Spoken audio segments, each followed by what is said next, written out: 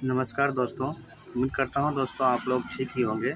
दोस्तों आज के इस वीडियो में हम आपको बताएंगे कि जो लोग कंप्यूटर नहीं किए हुए हैं और जो लोग कंप्यूटर किए हुए हैं तो वो लोग किस चीज़ के लिए एलिजिबल है, और जो महिला शादीशुदा है और वह एडीसीए, डीसीए और केवाईसी किया हुआ है तो वह उस सर्टिफिकेट को आप बीएसएससी फॉर्म में क्या आप फिलअप कर सकते हैं। तो दोस्तों हम सारे कवर इस वीडियो में किए हैं, तो आप इस वीडियो को शुरू से लेके अंत तक ज़रूर देखिएगा। अगर वीडियो पसंद आए होंगे तो थोड़ा सा भी इस वीडियो को एक लाइक करके अपने भाई को सपोर्ट ज़रूर कीजिएगा। तो चलिए दोस्तों वीडियो में आगे बढ़ते हैं। जो है डॉक्यूमेंट की रिगार्डिंग हम बात कर लेते हैं कि किनको जो है कौन सा डॉक्यूमेंट देना है। देखिए, सबसे पहले हम सामान्य वर्ग की बात करते हैं। अगर आप सामान्य वर्ग से आते हैं जैसे कि जर्नल है, ठीक है, तो आपको जो है कौन कौन से डॉक्यूमेंट देने हैं। देखिए, जर्नल का जो है कोई भी कास्ट सर्टिफिकेट नहीं लगता है। आप सभी भांति भांति जानते हैं कि उसका कोई भी कास्ट सर्टिफिकेट नहीं लगता है, लेकिन उनको जो है निवास प्रमाण पत्र देना होगा। अब निवास प्रमाण पत्र आप सभी जानते हैं कि इजिली जो है आप सर्विस बस का जो वेबसाइट है वहाँ से इजिली इसको इशू कर सकते हैं। आप में से काफ़ी सारे लोग ये भी कहेंगे कि निवास प्रमाण पत्र का जो है डेट कब का होना चाहिए, मतलब कब का इशू होना चाहिए। देखिए, डेट को लेकर जो है नोटिफिकेशन को भी आप देखेंगे तो कोई भी चीज़ क्लियर नहीं किया गया है कि आपका जो निवास है कितने दिनों का जो है अंदर का बना होना चाहिए। लेकिन मेरे सजेशन के हिसाब अगर 1 साल के अंदर का आपका निवास है तो वैलिड, नहीं तो ज़्यादा पुराना है तो आप जो है रिसेंट का जो निवास है उसको लगाइए, कोई भी आपको प्रॉब्लम नहीं होगा। जर्नल में क्या होता है कि कुछ लोग जो है आर्थिक रूप से कमज़ोर होते हैं, जैसे कि मान लीजिए, ऐसा नहीं है कि जो जर्नल में आते हैं वो सभी लोग अमीर हैं, ऐसा कुछ नहीं है। कुछ लोग ऐसे होते हैं जो कि आर्थिक रूप से कमज़ोर होते हैं। उनके लिए सरकार जो है ईडब्ल्यूएस सर्टिफिकेट जारी करती है, मतलब उनका संपत्ति का वगैरह-वगैरह जो है जानकारी लगता है। ऑनलाइन जो है ईडब्ल्यूएस सर्टिफिकेट बनवाने के लिए अप्लाई करना होता है। उसके बाद जो है उनको एक सर्टिफिकेट प्रोवाइड की जाती है, जिसको ईडब्ल्यूएस आप देखेंगे तो वहाँ पे आपको ऑप्शन मिलेगा। फॉर्म हम फिल करके बताए हैं तो उसमें आप देखे होंगे कि जनरल आप सेलेक्ट करेंगे तो आपको जो है ईडब्ल्यूएस सर्टिफिकेट सेलेक्ट करने का ऑप्शन मिलेगा। इसमें जो है 10% तक जो है आपको आरक्षण का लाभ यहाँ पे दिया जाता है, ठीक है। तो अगर आप जनरल हैं, आर्थिक रूप से कमज़ोर है, तो अपना जो है ईडब्ल्यूएस सर्टिफिकेट बनवा सकते हैं। इससे आपको 10% तक जो है यहाँ पे छूट देखने को मिलेगा, ठीक है। तो ये आपका जो है जनरल लोगों का जो है मैंने बता दिया कि निवास लगेगा। अगर आप आर्थिक रूप से कमज़ोर हैं तो ईडब्ल्यूएस सर्टिफिकेट भी लगा सकते हैं। ज़्यादा इनको कोई भी डॉक्यूमेंट देने की नहीं है। बाकी जो कंप्यूटर की जानकारी अपने किए हैं तो डाल सकते हैं, नहीं तो इंटरमीडिएट की जानकारी देकर फॉर्म को आप सबमिट करेंगे। इंटरमीडिएट बेस पे जो भी 3 वैकेंसी है उसके लिए आप एलिजिबल हो पाएँगे, ठीक है। तो ये जनरल के लिए हो गया।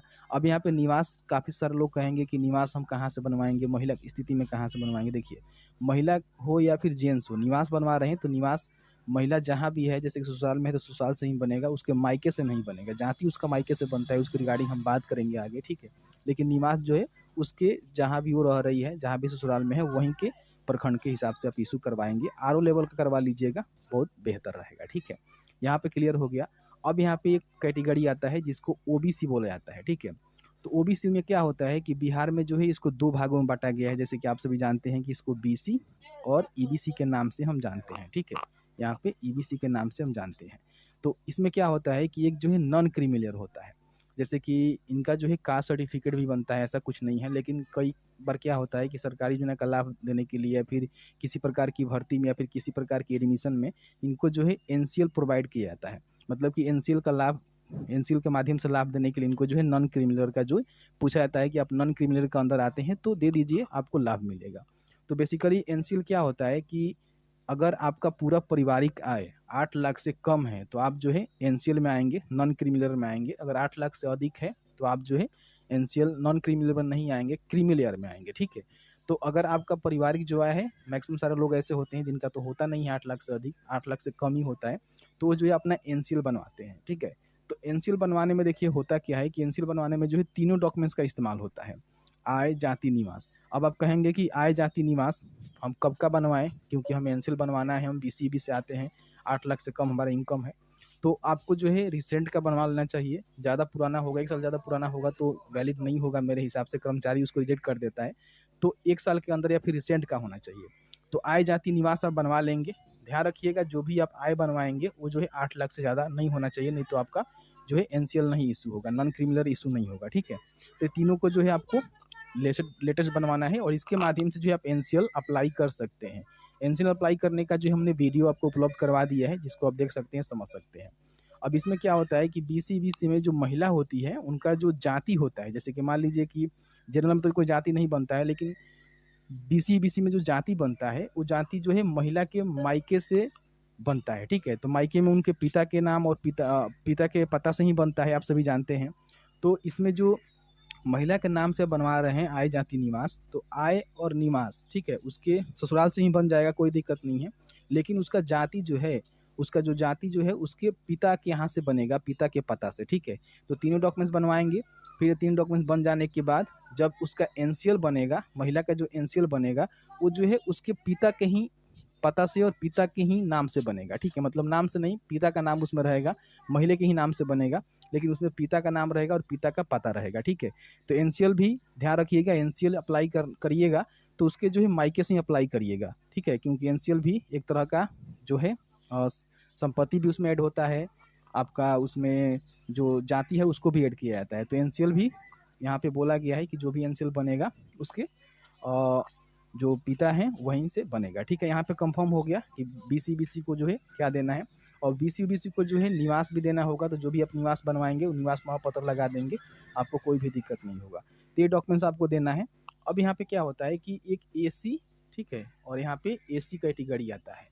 अब इसमें क्या होता है कि इसमें कोई भी एनसीएल की कोई भी मतलब रिक्वायर्ड नहीं होती है। इसमें सिंपल आपको करना क्या है कि अपना जो है कास्ट सर्टिफिकेट जो कि आरओ लेवल का बना होना चाहिए, और निवास प्रमाण पत्र। ठीक है, निवास प्रमाण पत्र आपको लगा देना है, 2 ही डॉक्यूमेंट्स आपको लगेगा।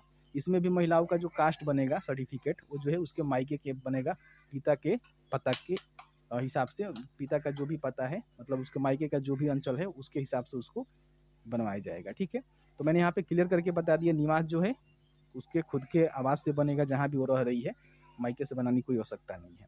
तो इस तरह से जो है डॉक्यूमेंट आपको तैयार करवानी है। अगर आप मान लीजिए विकलांग है तो उस कंडीशन में विकलांग प्रमाण पत्र भी आपको देना पड़ेगा, और बाकी जो सर्टिफिकेट है आपको देना ही पड़ेगा। ठीक है, तो यहाँ तक मैंने आपको क्लियर करके बता दिया। अब आप में से काफ़ी सारे लोग ये पूछ रहे थे कि ठीक है डॉक्यूमेंट के रिगार्डिंग तो हमने जानकारी अब प्रोवाइड करवा दी है कि डॉक्यूमेंट किस तरह से बनवाना है, कोई भी कन्फ्यूजन होगा तो आप हमें बता दीजिएगा। हालाँकि उतना बढ़िया से हम इस मतलब डिस्प्ले पर नहीं आपको बता पाए हैं, बट आपको कहीं ना कहीं हम अपने जो ऑडियो है उसके माध्यम से आपको समझाने की कोशिश किए होंगे।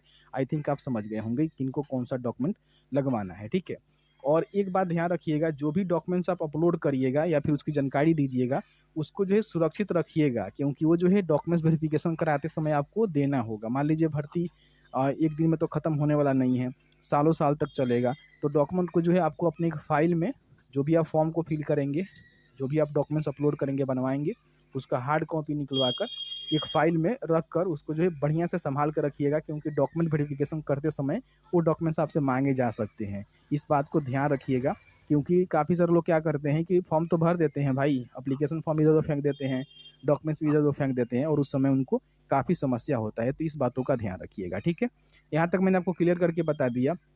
अब यहाँ पे हम समझ लेते हैं कि जैसे कि मान लीजिए काफ़ी सारे लोग को जो है सर्टिफिकेट जो है ना उसमें दिक्कत हो रहा है कि मेरे पास टाइपिंग का सर्टिफिकेट नहीं है, मेरे पास ये सर्टिफिकेट नहीं है। तो उसके लिए भी हम बता देते हैं। देखिए करना क्या है कि आपके पास जो है 2 विकल्प है। ठीक है, दोनों विकल्प के रिगार्डिंग हम आपको समझाते हैं। देखिए, अगर आपने केवल इंटर पास किया हुआ है, ठीक है, केवल आपने इंटर पास किया हुआ है तो भी आप फॉर्म को फिल कर सकते हैं। लेकिन इसमें होगा क्या कि आप जो है 3 से 4 ऐसे पोस्ट है जिसके लिए आप एलिजिबल हो पाएंगे, जिसमें आपका एक फलेरिया इंस्पेक्टर है, राजस्व कर्मचारी है, और एक जो है जो ब्लॉक लेवल पे कनीय जो अन्वेषक हैं, जिसकी जानकारी मैंने प्रीवियस वीडियो में आपको उपलब्ध करवाया था कि जो पोस्ट उसमें ऐड किए गए हैं, हर ब्लॉक में जो है एक कनीय जो अन्वेषक है उनकी भर्ती यहाँ पे होगी, तो उसके लिए अप्लाई कर सकते हैं। 3 से 4 ऐसे पोस्ट है जिसके लिए आप इंटरमीडिएट पास पे अप्लाई कर पाएंगे।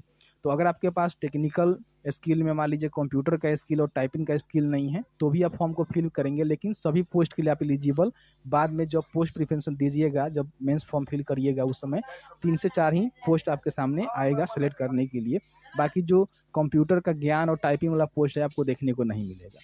तो अगर आपके पास थोड़ा सा भी कंप्यूटर का नॉलेज नहीं है, टाइपिंग भी नहीं है, तो आप इंटरमीडिएट पे फॉर्म को भरिए, कोई दिक्कत नहीं है, आप इसको स्किप कर सकते हैं। टेक्निकल स्कूल को भरना वो मैंडेटरी नहीं है। लेकिन थोड़ा सा भी कंप्यूटर का आपके पास ज्ञान है, आप कंप्यूटर चला लेते हैं, आज की डेट में तो सभी आई थिंक कंप्यूटर चला ही लेते हैं, ऑलमोस्ट सारे लोग चलाते हैं, कोई भी दिक्कत नहीं है। तो अगर आपके पास कंप्यूटर का ज्ञान है तो मेरा मानना यह है कि कंप्यूटर का ज्ञान आप जरूर डालिएगा। टाइपिंग नहीं है तो टाइपिंग का सर्टिफिकेट जो है आप टाइपिंग 10 से 5 दिन में सीख सकते हैं, ज़्यादा कोई वो नहीं होता है।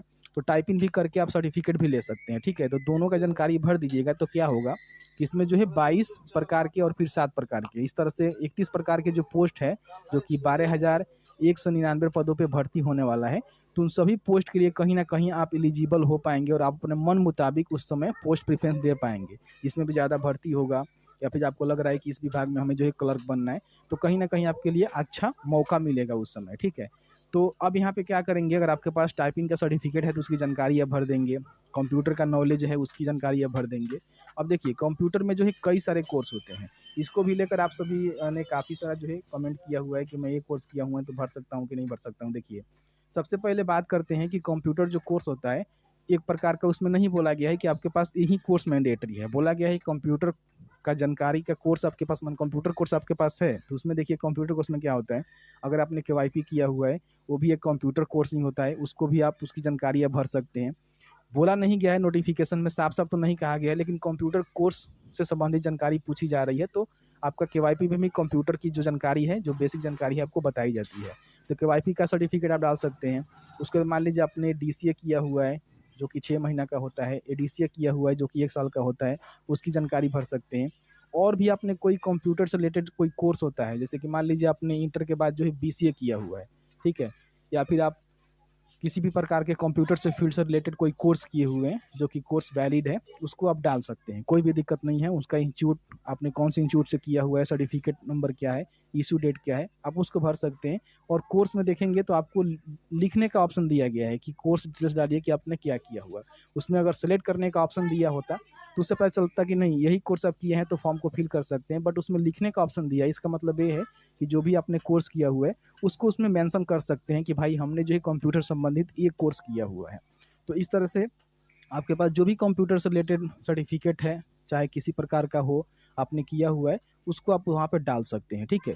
उसमें ये मैंडेटरी नहीं है कि आपने DCA किया हुआ है तभी भरेंगे, DCA किया हुआ है तभी भरेंगे, या फिर ऐसे कोई पर्सनल जो कोर्स है उसके रिगार्डिंग कुछ नहीं बोला गया है। उसमें लिखने का ऑप्शन है, आप अपने हिसाब से जो भी कंप्यूटर कोर्सेस होता है आपने किया हुआ है उसको डाल सकते हैं, जिसके माध्यम से आपका जो है कंप्यूटर का ज्ञान होना चाहिए। जैसे कंप्यूटर का जो भी बेसिक ज्ञान है, जैसे कि MS वर्ड पर काम करना, ठीक है, और भी जो फंडामेंटल होता है, स्टार्टिंग का जो काम होता है कंप्यूटर चलाने का, उसमें फाइल क्रिएट करने का, मतलब छोटा मोटा जो काम होता है, कुछ पोस्ट के लिए इंटरनेट का भी जानकारी पूछा गया है। तो ऑलमोस्ट आपने जो कंप्यूटर का कोर्स किया होगा उसमें सभी जानकारी को इंक्लूड कर दिया जाता है, ठीक है। अब देखिए आप में से काफ़ी सारे लोग ये भी पूछेंगे कि इसका जो है जो पोस्ट प्रेफरेंस है वो कब दिया जाएगा। तो मैंने आपको प्रीवियस वीडियो में आपको क्लियर करके बताया था कि अभी जो है प्री का फॉर्म फिल हो रहा है, मेंस का जब फॉर्म फिल होगा तो उस समय जो है इसमें आपको पोस्ट प्रेफरेंस देना होगा कि आप कौन से पोस्ट के लिए इच्छुक हैं, आवेदन करना चाहते हैं, उसके लिए आप प्रेफरेंस दे सकते हैं।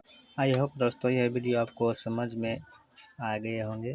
दोस्तों आप इस वीडियो को एक लाइक कर दीजिएगा, चैनल पर नहीं तो चैनल को सब्सक्राइब करके बेल आइकन कॉल कर दीजिएगा ताकि हम जो भी वीडियो बनाओ तो सबसे पहले आप तक पहुंच पाए। चलता हूं दोस्तों नेक्स्ट वीडियो में, तब तक के लिए दोस्तों जय हिंद, वंदे मातरम।